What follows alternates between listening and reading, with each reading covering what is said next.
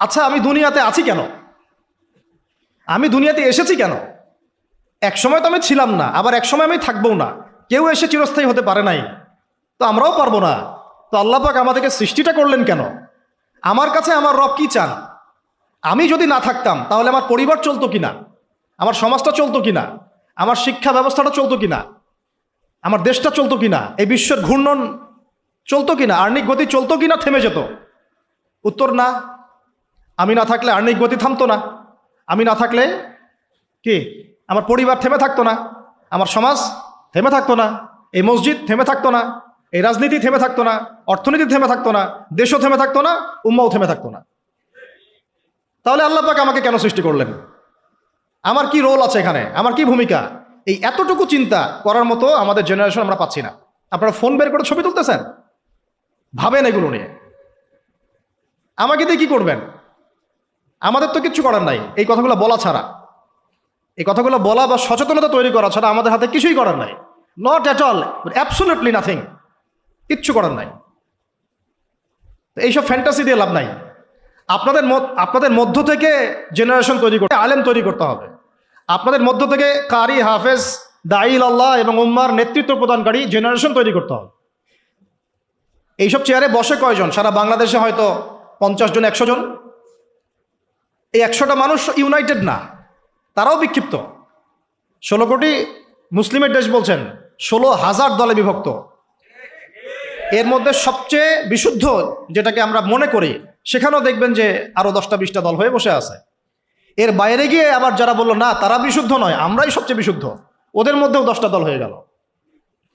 না তারা ইউনাইটেড, না তারা মানে আমরা, না আমরা ইউনাইটেড, আর না আমাদের কোনো আমিরুল মুমিনিন আছে যিনি সবাইকে একটা জায়গায় নিয়ে দিনের কিছু খেদমত নেবেন, আসসামু ওয়া তাআ থাকবে, শুনলাম মানলাম আনুগত্য করলাম, এমন থাকবে? নাই। না কোনো ইকোনমিক বেস, না কোনো স্বতন্ত্র মিডিয়া, না স্বতন্ত্র প্রযুক্তি, না কোনো স্বতন্ত্র মানে পলিটিক্যাল প্ল্যাটফর্ম, কিছু না। অনেকেই দৌড়াচ্ছেন পশ্চিমাদের তন্ত্রমন্ত্রের পিছনে, এইটাও নেক্সট স্রোতে ধোকা খাচ্ছেন। আমি আমার কথা স্পষ্ট করে বলে দিলাম, এটাও নেক্সট স্রোতে ধোকা খাচ্ছেন। এটা তাদের জন্য শোভা পায় যারা ধর্ম এবং রাজনীতি আলাদা করে চিন্তা করেন, যে ওইটা একটা জিনিস, এটা একটা জিনিস, সে তার মতো রাজনীতি করছে। এটা তাদের জন্য শোভা পায়। যাদের কাছে কোরআন আছে, যাদের কাছে হাদিস আছে, নবীর সুন্নাহ আছে, তারা যখন এই ড্রেনের মধ্যে নেমেছে, তখন ইসলামের খেদমতের জায়গায় ক্ষতিও বেশি হয়ে যাচ্ছে। কোনো কোনো সময় কিছু কিছু বেনিফিট হয়তো আপনি পাচ্ছেন, মনে করছেন এই অল্প অল্প বেনিফিটে হয়তো অনেক কিছু হয়ে যাবে। ভুল ধারণা আপনার।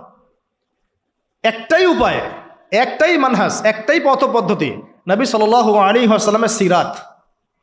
নবী সাল্লাল্লাহু আলাইহি ওয়াসাল্লামের সিরাত, তার জীবনী। এই জীবনী আমাদেরকে শেখাবে কিভাবে ইসলাম শূন্য থেকে একদম আসমানে উঠেছে, কিভাবে ইসলাম একদম শিকড় থেকে শেকড়ে গিয়েছে, শেখাবে সিরাত, নবী সাল্লাল্লাহু আলাইহি ওয়াসাল্লামের জীবনী।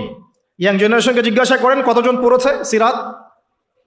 ওইখান থেকেই আপনাকে কথা বলছিলাম, ওই যুগটাকে কেন জাহিলি যুগ বলেন, এত কেন টিটকারি করি, এত কেন তাকে ধিক্কার দেই? কারণ ওই যুগে শিরক ছিল। শিরক একবার। এখনকার বিশ্বে শিরকে একবার দিয়ে ভর্তি। কোন কোন সেক্টরে বলছিলাম, এডুকেশনে আছে শিরক, ইকোনমিক্সেও শিরক আছে। এটা বোঝার জন্যে অনলাইনের ব্রাদার্স সিস্টার্সরা আপনাকে হেদায়েত দিতে পারবে না। এটা বোঝার জন্য আপনাকে এমন স্কলারশিপের কাছে আসতে হবে যারা কোরআন এবং হাদিসকে দিয়ে বর্তমান ইকোনমিকে ডিল করতে পারে। শুধু সেকুলার ইকোনমি আর শুধু ইসলামিক ইকোনমি দিয়েও হবে না। দুটোকে কম্বাইন করতে পারে যারা, এ ধরনের স্কলারশিপের কাছে আসেন, আপনাকে বুঝিয়ে দিবে এখানে অর্থনীতির মধ্যে শিরক আছে কোথায় কোথায়। কেউ কি আপনাদেরকে বোঝাতে সক্ষম হয়েছিল আজকে থেকে 10 বছর আগে যে আপনি যে পেপার মানি ইউজ করছেন এর মধ্যেও রিবা আছে, সুদ আছে? আমরা যে ইলেকট্রনিক মানিগুলো ইউজ করছি এর মধ্যেও রিবা আছে, সুদ আছে। রিবা মানে কি? রিবা সমান সমান নিজের মায়ের সাথে সেক্স করা। আর কোনো ভাষা আমার কাছে নাই। আমার কথাটা আপনার কলিজার ভিতর দিয়ে ঢুকে একদম মগজ দিয়ে বের হয়ে যাওয়া উচিত। রিবা, সুদ ইজ ইকুয়াল টু নিজের মাকে বিয়ে করা, নিজের মায়ের সাথে ব্যভিচার করা, নিজের মাকে বিছানায় নেওয়া, নিজের মায়ের সাথে সেই কাজ করা যে আমি আমার স্ত্রীর সাথে করি। এটা আমার কথা না, এই কথাটা বলে গেছেন আপনার নবী। আমার নবী না বলে আপনারই নবী বললাম। আপনার নবী, আল্লাহর হাবিব, আল্লাহর হাবিব, আল্লাহর সবচেয়ে পছন্দের বান্দা, যার জন্য আল্লাহ মাকামে মাহমুদ রেখেছেন, যার জন্য হাউজে কাউসার রাখা হয়েছে, যাকে আমাদেরকে দেখানো হবে, যিনি আমাদের জন্য সুপারিশ করবেন, যিনি আমাদের জন্য সুপারিশ করবেন কালকে আমাদের মাঠে, তিনি বলেছেন রিবার পাপের 70টা শাখা আছে। কতগুলা? তার সবচেয়ে নিচের শাখা হলো নিজের মায়ের সাথে জেনা করা। আউযু বিল্লাহি মিন যালিক। সর্বোচ্চ পাপ কি তাহলে? সূরা বাকারার 279 থেকে পড়া শুরু করেন। আল্লাহ পাক বলছেন সর্বোচ্চ স্তরটা কি? রিবার। 1, রিবা সমান সমান আল্লাহর সাথে যুদ্ধ করা। 2, রিবা সমান সমান তার রাসূলের সাথে যুদ্ধ করা। পুরো বিশ্ব এখন আল্লাহ এবং তার রাসূলের সাথে যুদ্ধ করছে। পুরো ওয়ার্ল্ডটাই এখনকার এই ওয়ার্ল্ড, এখনকার এই যুগ, এই জেনারেশন। আইয়ামে জাহেলিয়াতের সুদটা ছিল শুধু মক্কায়, হয়তো একটু মদিনায়, হয়তো একটু আরবের জাজিরার মধ্যে, এতটুকু জায়গায়। এখন পুরা গ্লোবালাইজেশন হয়েছে এবং সবাই আমরা মাশাআল্লাহ নাউজুবিল্লাহ কোনো না কোনোভাবে সুদভিত্তিক অর্থনীতির সাথে জড়িত আছে। ফেডারেল রিজার্ভ ব্যাংকের আন্ডারে, ওয়ার্ল্ড ব্যাংকের আন্ডারে, IMF এর আন্ডারে যত সেন্ট্রাল ব্যাংক আছে কেউ সুদমুক্ত থাকতে পারবে না। আপনি গভর্নমেন্টকে দোষ দিয়েন না, গভর্নমেন্টকে দোষ দিয়ে লাভ নাই, কিছু করতে পারবেন না। শিরকের গোড়া হচ্ছে এখন ওই পশ্চিমা শক্তিটা, একদম শিরকের গোড়া, তাগুতের গোড়া, যত শয়তানি অন্যায়ের মূল গোড়া এই জায়গাটা। আর এরা এমনভাবে ইউনাইটেড হয়েছে, এবং ইউনাইটেড নেশনস তো ফর্ম করেছে 1945-এর পর থেকেই, এমনভাবে ইউনাইটেড হয়েছে, এদের স্বার্থটাই হচ্ছে পশ্চিমাদের জয় জয়কার যেন হয়, এই মুসলমানদের ম্যাসাকার যেন হয়। এটাই তাদের ভিশন ছিল। এই ভিশনে বিগত 100 বছর থেকে আমরা হাঁটছি আর কি।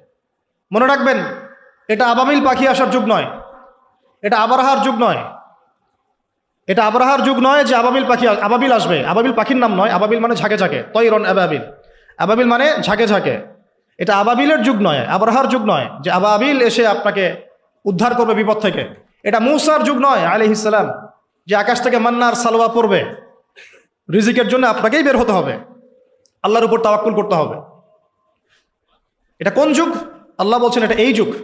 ইন তানসুরুল্লাহ ইয়ানসুরকুম, তোমরা যদি আল্লাহকে সাহায্য করো তবেই আল্লাহ তোমাদেরকে সাহায্য করবেন। একদম স্পষ্ট শুনে রাখেন। এখন আসমান থেকে ফেরেশতা নামবে না, এখন আমাদের জন্য এখন নামবে না।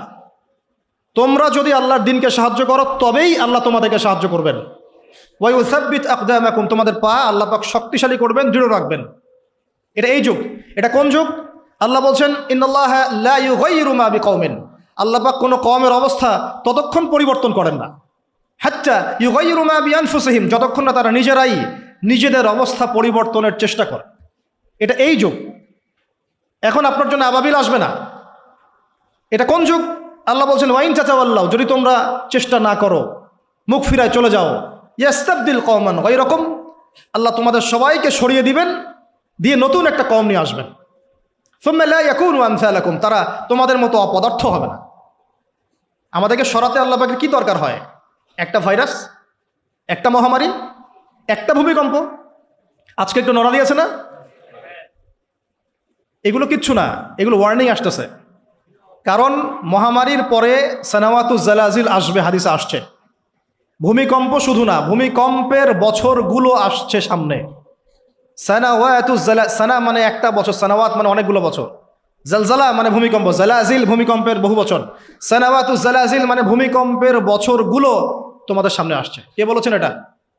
নবী সাল্লাল্লাহু আলাইহি ওয়াসাল্লাম। এখন পর্যন্ত কি বিশ্ব দেখেছে যে কয়েক বছর ধরে ভূমিকম্প হচ্ছে? ইতিহাস পড়ে দেখেন তো কখনো এসেছিল? তার মানে সামনে আসবে। কেন আসবে না?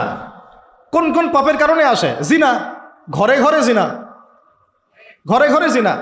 ঘরে ঘরে বলতে প্রত্যেকটা ঘর বুঝাই নাই, অবশ্যই অনেক ঘর পবিত্র ভালো আছেন, অনেক জায়গায় বেশিরভাগই জেনার মধ্যে ঢুকে আছি আমরা।